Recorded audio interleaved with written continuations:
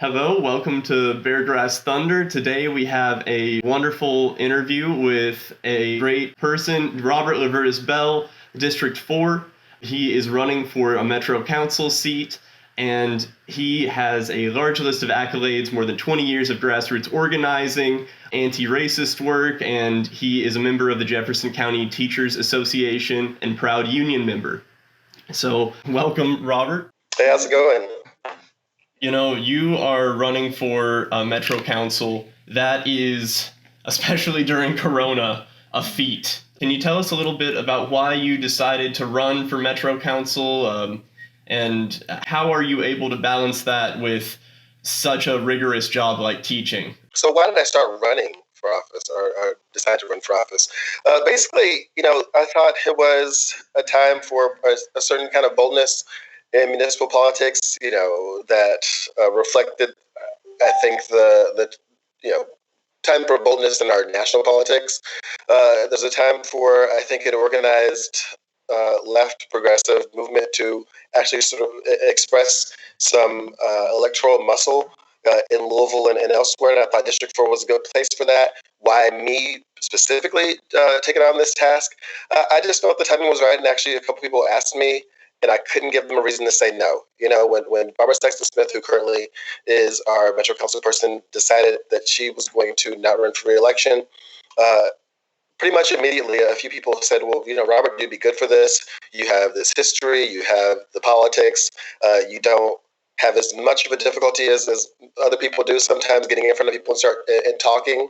All these sorts of things that made sense for me to, and I have the politics. I have a particular interest in electoral work and really having shied away from electoral work in the course of my activism, organizing, but really sort of thinking over the past few years that it was a time for people with politics like mine, people with interests like mine, to start really taking the electoral realm seriously. So with all those things in mind, my specific background, my specific history, coming to the fore, people asked me if I would be interested in running, and I thought it was a good idea.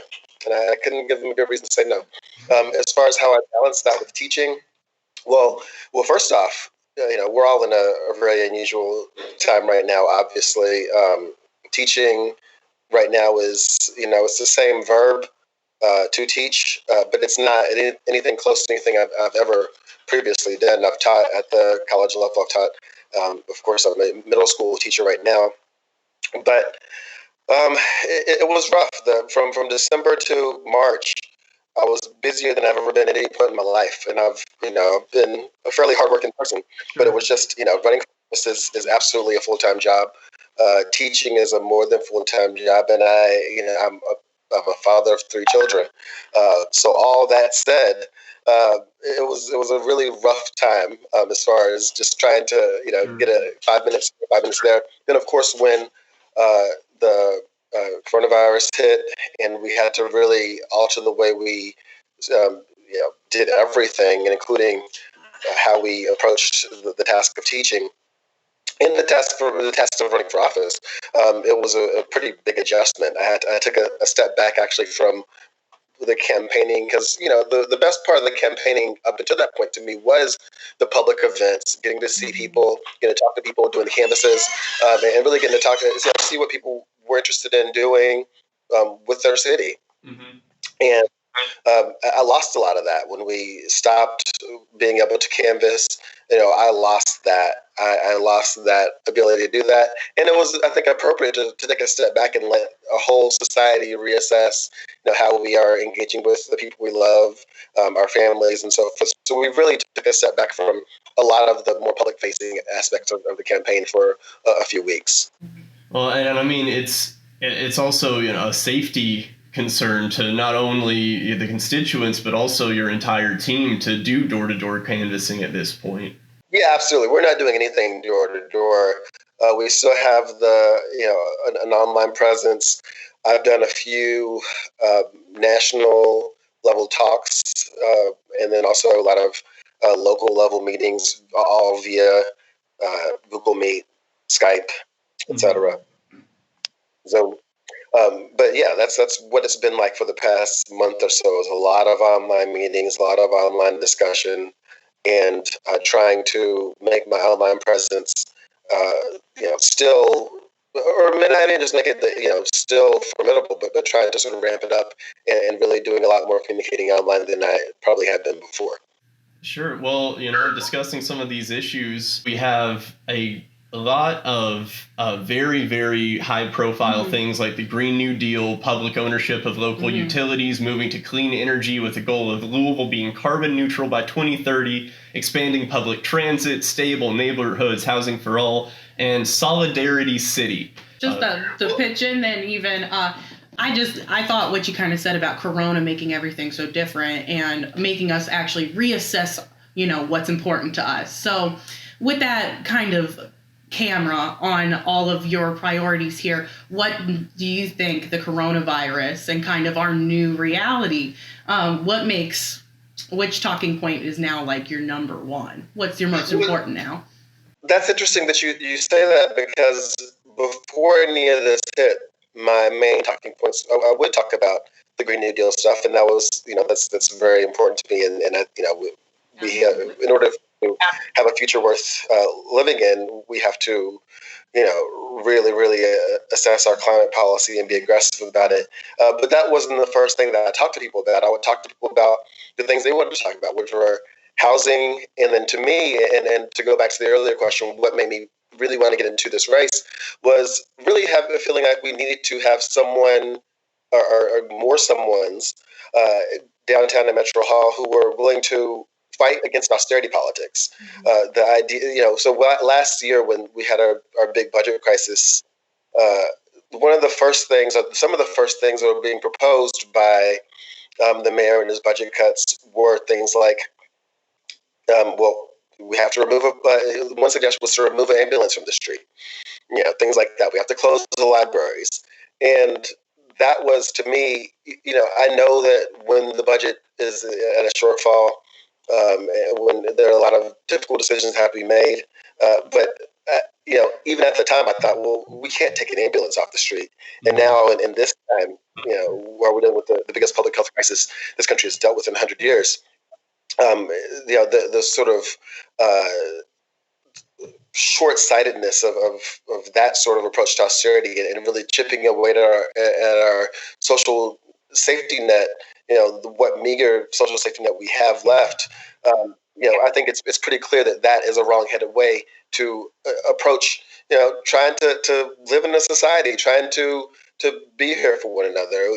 We need those ambulances. We need the libraries to be open. Our librarians are first responders. But so, coronavirus to me and the crisis around it has, I think, underscored the necessity of having people who, locally and nationally, who are going to have to fight tooth and nail against austerity politics, who are going to fight tooth and nail against chipping away at our social safety net.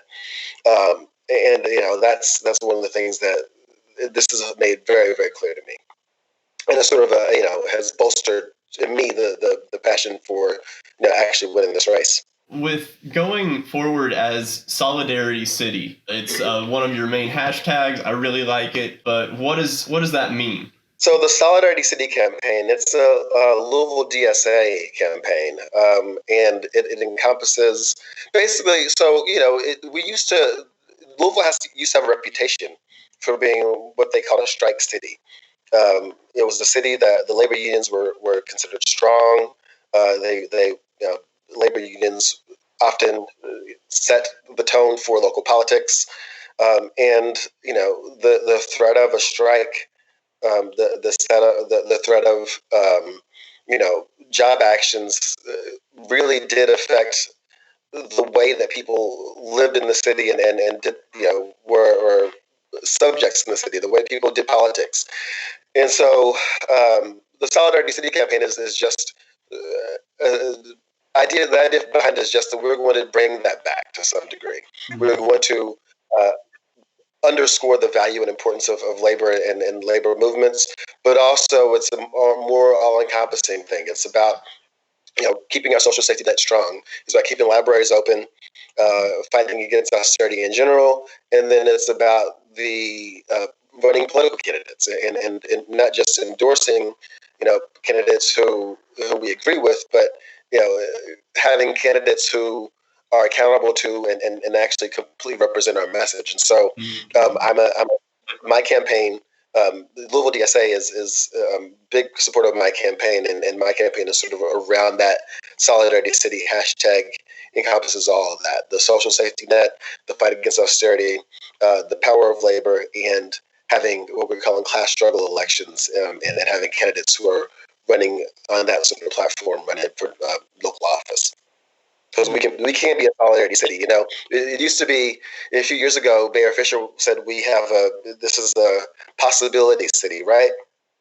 And then the possibility city, and then they started cutting out these important things, closing libraries, closing pools, talking about taking ambulances on the street. And it's like, is this a possibility city, or is this even possibly a city at this point? Right. So we're thinking, look, possibility city. We have to have a solidarity city. You have to have a city that is looking out for the many and not the few, and a city that goes back to its roots of being, one that people can take a pride in, as a place where that we can say, look, we're in this together. And so, how does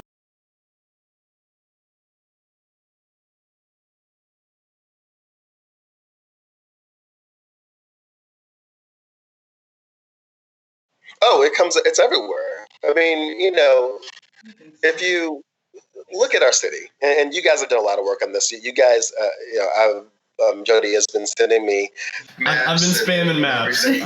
But you guys know that this city is built on this, what I call a rotten infrastructure, right? It's built on segregation. It's built on environmental racism. The stratification in our city reflects that of the stratification in this whole country, this whole world. And when we look at when I think about environmental impacts of climate change, I think, just obviously, it's global, but it can get extremely local, right? This district, this collection of neighborhoods, engineers who look into this sort of thing anticipate, really soon, the Ohio floods. These districts are right adjacent to the Ohio River.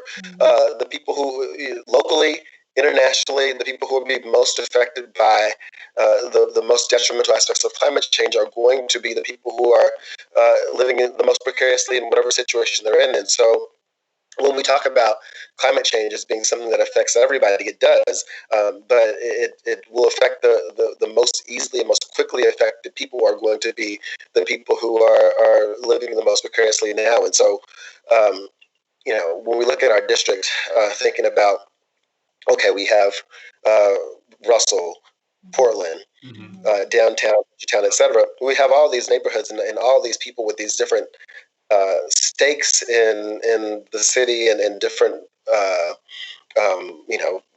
approaches to politics from you can sort of generalize these from neighborhood to neighborhood.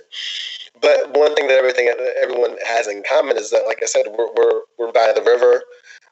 We are going to be, if there's a flood, we're going to experience it first. Yeah. So, but that's just about my district. When we talk about a Green New Deal at a municipal level, obviously the National Green New Deal, the idea behind it is simply that it's a 2-for-1. We address climate policy by being aggressive about climate change, and that could be something as specific as regulations in building. Having buildings be LEED certified, having larger buildings have a higher standard for LEED certification, that sort of thing, in order to decrease emissions and so forth. But it's not just about decreasing emissions. The Green New Deal is also about building up and empowering the working class in this country. So part of the Green New Deal is, look, we're going to, in order to fix this rotten infrastructure, this infrastructure that is not built to withstand climate change, is not built to confront climate change.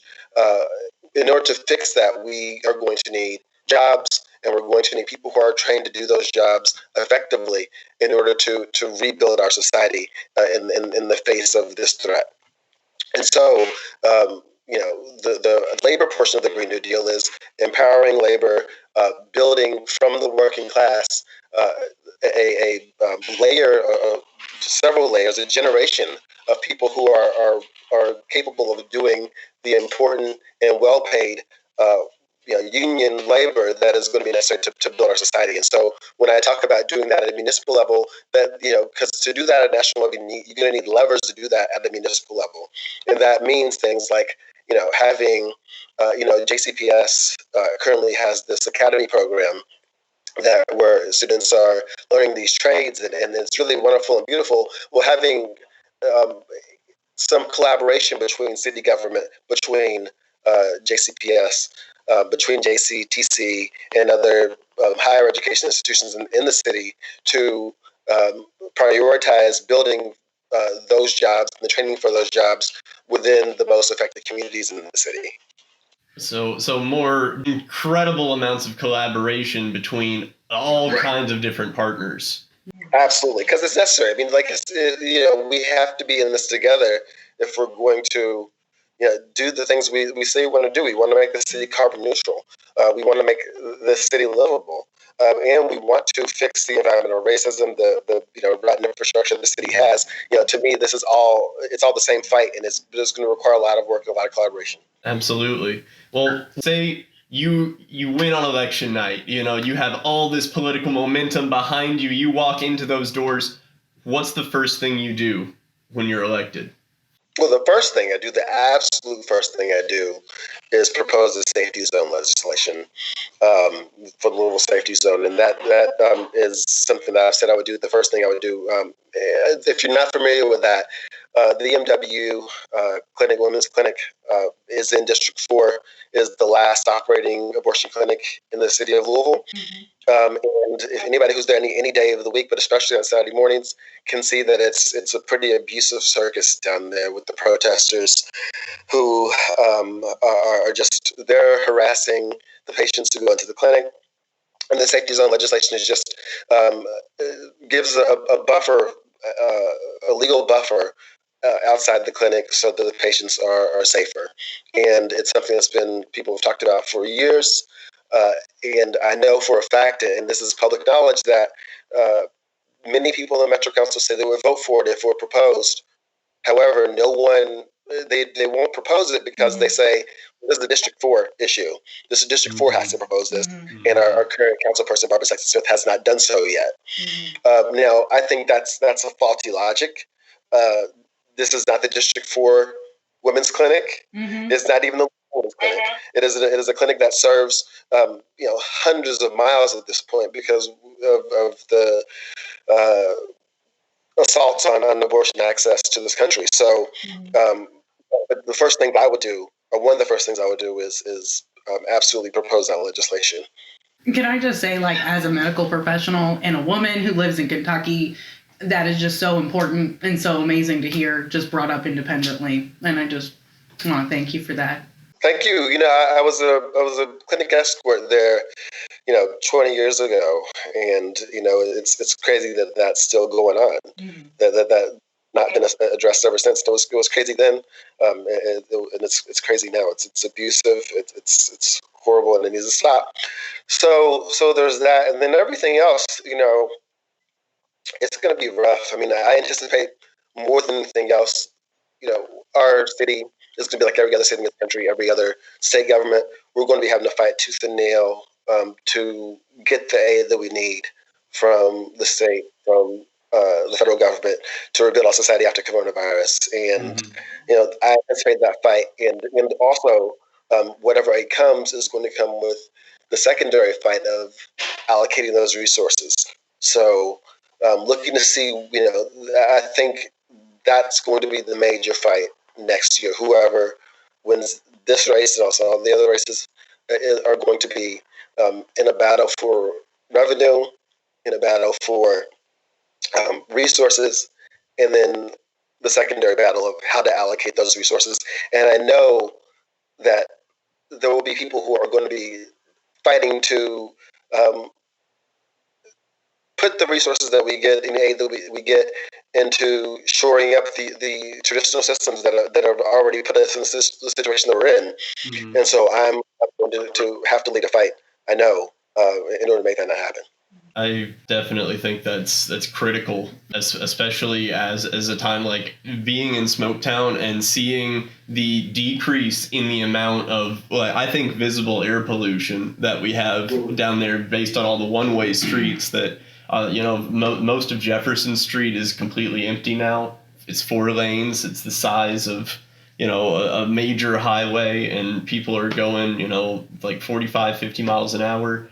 Especially now that we have seen that more and more people that have those higher paying jobs can work from home, there's a real possibility now to just cut all this red tape and change the city with a lot more, support than if we would have had before all this. And, it's hard to look for silver linings, but it is something that I never thought would have been possible to see in this election cycle. But what do you think one thing that the average Louisvillian can do to make a difference during Corona? During Corona, like right now? Like right now. It's hard. Yeah, it's hard. I mean, people what they everyone says to do, right? Socially distance, etc. But I do think that this is a good time for people to be thinking about the things they want to do when this is over. And what sort of place they want to live in when this is over, because it's going to end, and we are going to have to rebuild our society in some way. And people, the bad guys have answers to this. They always do. We talk about, decline of the shock doctrine, disaster capitalism, etc. Everybody, what's the guy on Game of Thrones, Littlefinger, said chaos is the ladder, right? And that's how we can expect some of the more pernicious forces in our society to react to this particular crisis. They will see it as a ladder. They will see it as a way to shore up their own wealth and their own power, and they will find ways to use it to disenfranchise and disempower others. And so if that's not your response to a public health crisis or any kind of crisis, then you need to start thinking about what sort of place you want to live in and what sort of answers you have to these questions, how you want to allocate the resources that we have, that we need. And so this is a time to do that. Because like I said, if you're not, then somebody else is. So yeah, that's what I would advise people to do. And there are people who are running. Not just myself. There are other candidates in town. We have this primary on June 23rd. Start thinking about which candidates you want to support. Start thinking about what sort of place you want to live in come next year, come this fall, etc. There are a lot of mutual aid projects going on right now. People are engaging in activism around trying to get evictions banned for the foreseeable future. There's a lot of activism and stuff going on right now around Corona. So there's practical things to do, but like I said, there's also this question, these important questions of really thinking about really thinking about what we need and how we want to get where we want to go in the coming months and years. Robert, do you have anything that you would like to plug? Go to my website, bellforlouisville.com, the number 4, like a Prince song. And then I spend most of my communication is via Facebook, Twitter. It's all Bell for Louisville on there. My Facebook is pretty active as far as news and stuff. Louisville DSA, among other really wonderful groups working around town. That's all I got to plug. Robert, thank you so much for being part of this interview. We really can't thank you enough. Oh, thank you guys. It's been lovely talking to you. We'll talk to you soon.